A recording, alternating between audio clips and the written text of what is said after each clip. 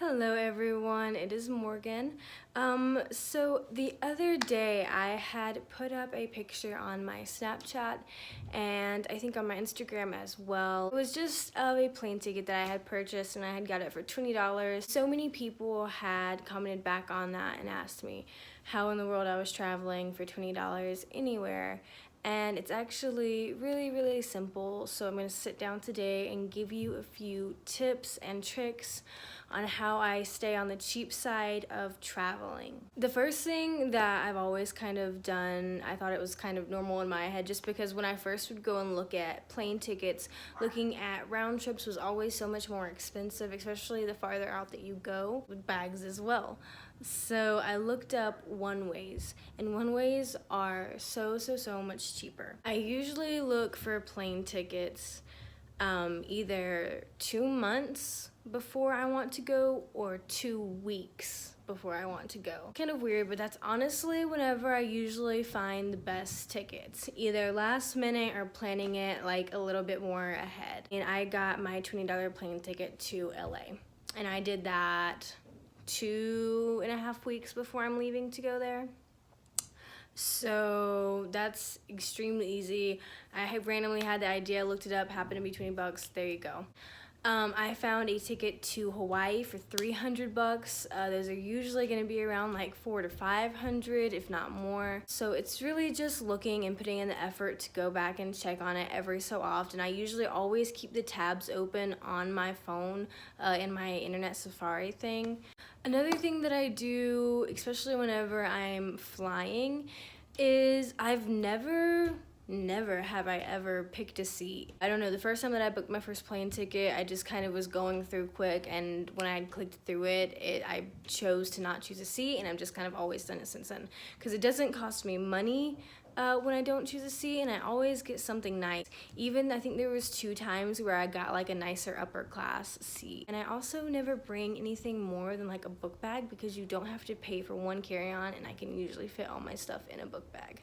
Just so you know. So aside from planes, doing road trips is also fairly easy if you plan it out right. I've done a few road trips from Georgia to Colorado. I also did one from Colorado up to Canada, back down through the West Coast, and back to Colorado. The biggest thing doing road trips is honestly car sleeping. If you can manage, if you have a big enough car, depending on how many people it is, all that stuff. If you can sleep in your car, honestly, it's a great idea. I did it recently and loved it. Whenever you're car sleeping, one of the best things that you can do is just look up neighborhoods.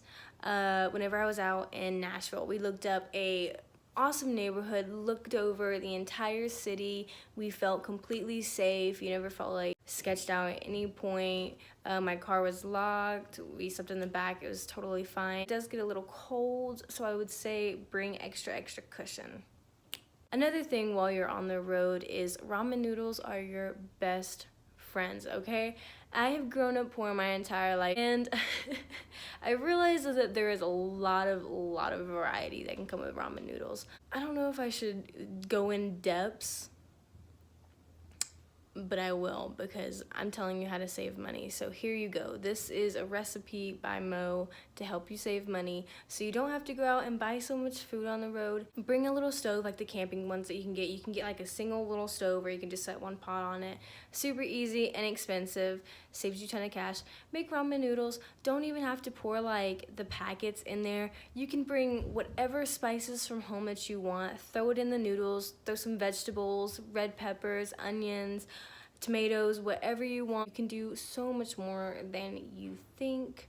And not only can you do car sleeping, camping is also another great way to do it. I did the car camping whenever I was coming from Georgia to Colorado, but all through my Canada trip up and around, we did actual camping. One of the things that we did to do camping was a $60 pass. We got these in Canada, and 99.9% sure that you can get a national pass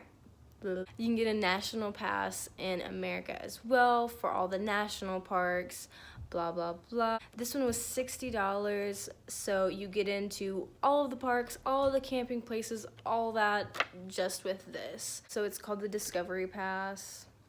Another thing with being on the road is coolers are honestly one of your best friends as well. On both of my trips, we kept snacks with us just in the car, so we didn't have to stop so often to get food off the road. Water bottles will save you a lot of money on the road as well, because you don't want to have to constantly stop, get drinks, fill up, blah blah. I think it also comes down to budgeting a lot. It's not going to happen overnight. You can never find a cheap solution overnight. It includes a lot of planning. One thing that I haven't done yet, but I have planned out, I had planned a trip in the past that didn't happen because of family issues, but I actually wanted to go to Greece, and so I did a lot of time looking into it and planning. Basically found out that I could go to Greece for around 3 or 4 days, costing myself around, I'd say $1,200 for an extremely nice, like, on the coast. You know how they have like the houses off the cliffs, the cliff homes or whatever. There we go. I found one of those for like 4 nights for 12 grand. So basically what I would want to do is just go there for the beautiful home. It has a hot tub, has a pool overlooking the sea with all the beautiful homes. So I would just be paying a lot of money for my view, and all I want to do beside that is go on hikes, which is free. Walk around, experience the culture, blah blah blah. I want to do nothing but that. Aside from that, I would also just buy groceries. Buying a bundle of groceries can save you a lot of money. So I'd have a full kitchen, just do all of my cooking there, and not have to spend any other outside money. That's going to Greece for basically $1,200. Just slightly over that. I would probably bring a cushion, so I'd bring like, I'd say like $1,500, which I thought was great. Like, I was okay with that. $1,000, a little over $1,000. I feel like people are usually paying more than that. Airbnb is, couch surfing is so unbelievably cheap. It's a real app. You can literally just go to cities and like sleep on people's couches. It's super cheap, and who cares? I think that's basically most of the things that I always make sure to kind of do. It's just in my routine at this point. I hope that I gave you a little insight, taught you something that you didn't know, maybe some new tricks. If you can think of any other questions, you can feel free to add me on all of my social medias below. If I didn't mention them in today and you have some more specific questions, I will gladly answer those for you. Just message me anytime. Make sure that you subscribe and that you like this video, share it, whatever. Have a beautiful day. Thank you for tuning in and watching this video. I don't know what my next video is gonna be. Check in to see it though.